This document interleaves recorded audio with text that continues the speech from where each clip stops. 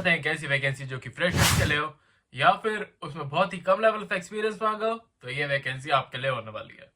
तो वीडियो को लास्ट तक जरूर देखिएगा, मैं इसमें बताऊंगा कैसे आप इसका पार्ट बन पाएंगे। बट उससे पहले हेलो वेलकम और स्वागत है आप सबका मेरी एक नई वीडियो में, जिसमें मैं लेकर आऊँ बहुत ही अच्छी वैकेंसी। और ये आपकी NALSR की यूनिवर्सिटी ऑफ लॉ की वैकेंसी होने वाली है और काफी अच्छी वैकेंसी होने वाली है ये। तो वीडियो को लास्ट तक जरूर देखिएगा। चलिए बढ़ते इस वैकेंसी की तरफ बिना टाइम वेस्ट करें। तो जैसे कि आप देख सकते हैं, इन्होंने निकाला एक recruitment process across the justice program, जिसमें इन्होंने जो भी फ्रेश लॉ ग्रेजुएट्स हैं या फिर लॉ ग्रेजुएट्स हैं उनके लिए एक वैकेंसी निकाली गई for the legal aids and for under trial person के लिए। तो ये वैकेंसी के बारे में हम बात करेंगे और देखेंगे कि कैसे आप इसका एक पार्ट बन सकता है और कैसे आप इसे अप्लाई कर पाएंगे। बट आगे बढ़ने से पहले मैं बता दूं कि इसमें काफी अलग अलग डिपार्टमेंट वैकेंसीज निकाली गई हैं। बट क्योंकि इस सिर्फ हम लॉयर्स के बारे में बात करते हैं, तो लॉ डिपार्टमेंट के लिए ये दो वैकेंसीज निकाली गई हैं, जो कि होने वाली है आपकी फेयर ट्रायल एडवोकेट की, और एक होने वाली है आपकी सेकेंड वैकेंसी होने वाली है आपकी रिसर्च एसोसिएट की। तो ये दो वैकेंसीज निकाली गई आप दोनों के, हम सबके लिए एज अ लॉयर। तो जैसे कि आप देख सकते हैं, पहले हम देख लेते हैं फेयर ट्रायल एडवोकेट के बारे में। तो इसमें दो वैकेंसीज निकाली गई हैं और इसमें आपकी ड्यूरेशन ऑफ वर्क होने वाला है 3 ईयर्स का।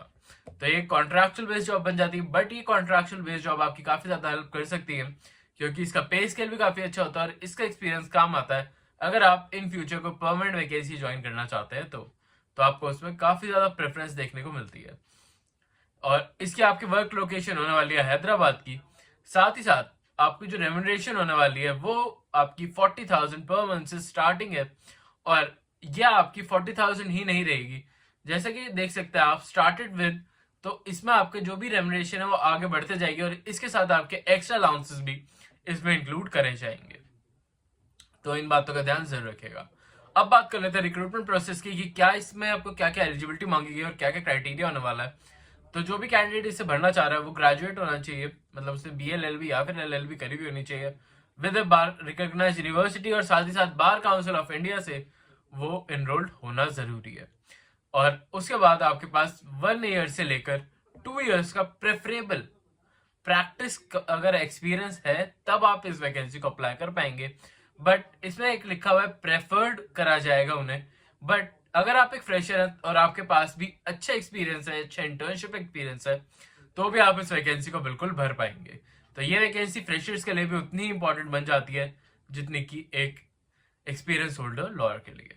तो इन बातों का ध्यान जरूर रखिएगा। ये काफी छोटी छोटी बातें होती हैं जो कि आपको समझनी आनी चाहिए। अगर हम बात करें, आपको एक्सपीरियंस होना चाहिए इन लीगल, आपको रेपुरेशंस में, और gain experience in providing legal reparations to individuals, especially prisoners who are needed legal aid। तो आपको बेसिकली इसमें एक्सपीरियंस प्रोवाइड कराया जाएगा अबाउट लीगल एड, और वो बेसिकली होगा प्रिजनर से रिलेटेड।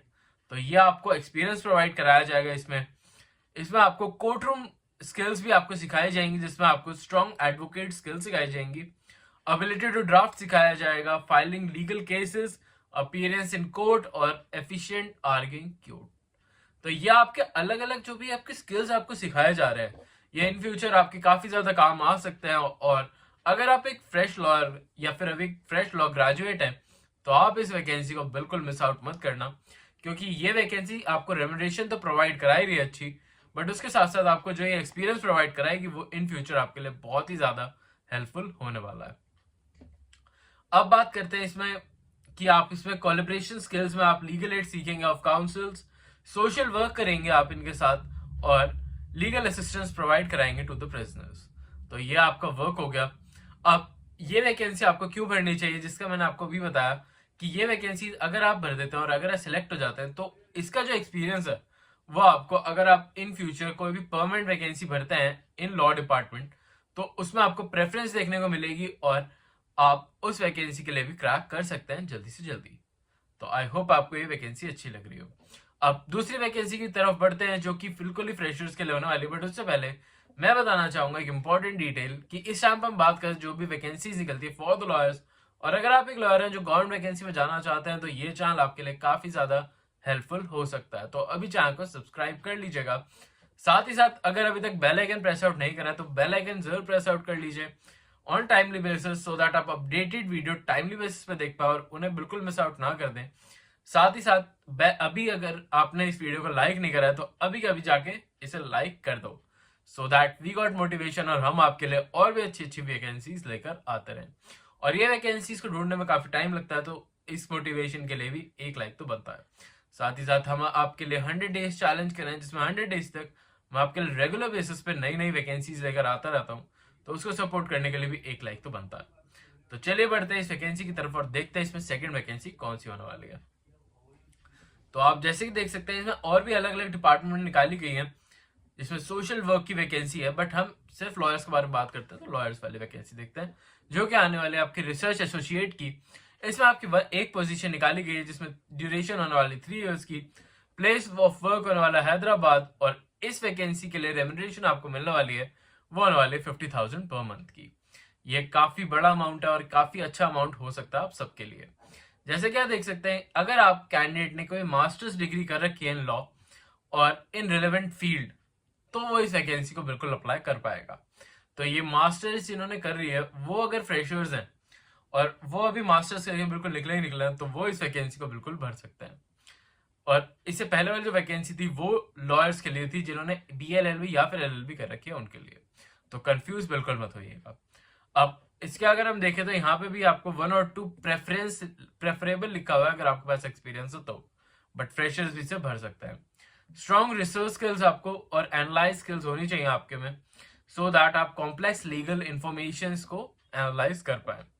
साथ ही साथ फेमिलियर लीगल रिसर्च डाटाबेस और आपको लीगल फ्रेमवर्क को सिखाया जाएगा और बेल ज्यूरिस्प्रूडेंस भी सिखाई जाएगी। आपको एक्सपीरियंस होना चाहिए इन राइटिंग में और वर्बल कम्युनिकेशन स्किल्स में। एबिलिटी टू वर्क इंडिपेंडेंटली आपका होना चाहिए, मतलब आपको इंडिपेंडेंटली वर्क करने की आपकी कैपेबिलिटी होनी चाहिए, क्योंकि इसमें आपको रेम्यूनरेशन भी ज्यादा देखने को मिल रही है और काफी आपको अपने अपने बेसिस पे जो भी रिसर्च वर्क है वो आपको खुद करना आना चाहिए। साथ ही साथ as a part of team आप काम करेंगे जिसमें आपको कोलैबोरेटिंग और डिवाइड करना होगा स्किलहुड वर्क, तो ये बात का ध्यान भी आप जरूर रखिएगा। साथ ही साथ इसमें आपको प्रोजेक्ट्स भी दिए जाएंगे जिसमें आपको मल्टीपल मैनेजमेंट करनी होगी अलग अलग प्रोजेक्ट रिसर्च प्रोजेक्ट्स की, तो ये भी आपका एक वर्क निकल के आ रहा है फॉर दिस वैकेंसी। अब हम आगे बता देता हूं मैं आपको एक बार कि इसमें ऑफिस एडमिनिस्ट्रेटर की वैकेंसी भी है, तो ये अगर आप किसी को रिकमेंड भी करना चाहते हैं तो आप उसे भी ये वैकेंसी रिकमेंड कर सकते हैं। अब आप इसका पार्ट कैसे बनेंगे वो मैं आपको बता देता हूँ जल्दी से जल्दी। तो अगर आप NALSAR यूनिवर्सिटी ऑफ लॉ की लीगल वेबसाइट पे जाएंगे तो और वहां पे अगर आप सर्च करेंगे अपनी जो भी आपको वैकेंसी के लिए आपको भरना है, आपको वो सर्च करना होगा जो कि आपकी फेयर ट्रेड एडवोकेट है या फिर आपकी ट्रायल एडवोकेट है या फिर आपकी रिसर्चर की वैकेंसी है, और उसको फाइंड आउट करने के बाद आप डायरेक्टली उसके पेज पे लिंक पे पहुंच जाएंगे, या फिर मैं आपको लिंक आपको डायरेक्ट डिस्क्रिप्शन में दे दूंगा जहां पे जाके आप उसे डायरेक्टली बेसिस पे क्लिक करेंगे और उसको भर पाएंगे। इसमें आपकी कोई भी एप्लीकेशन फीस के बारे में इंफॉर्मेशन नहीं दे रखी है, तो एप्लीकेशन फीस 0 होने वाली है। तो मैं चाहूंगा कि आप सभी इस वैकेंसी को भर दें ऑन टाइमली बेसिस। तो आई होप आपको वैकेंसी अच्छी लगी हो तो चैनल को लाइक और सब्सक्राइब भी कर लीजिए, साथ ही साथ बेल आइकन प्रेस आउट करना बिल्कुल मत भूलेगा।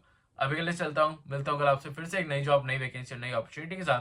तब तक अगर आपने हमारी प्लेलिस्ट चेकआउट नहीं करी है तो उसमें जनवरी फरवरी मार्च में जो भी वैकेंसीज निकाली गई थी उनकी सारी क्यूमुलेटिव वैकेंसीज मैंने उसमें डाल दी है जिनकी डेट अभी भी है पेंडिंग, तो आप उन्हें भी चेकआउट कर सकते हैं। अभी के लिए चलता हूँ, मिलता हूँ कल आपसे फिर से एक नई वैकेंसी के साथ। अभी के लिए बाय।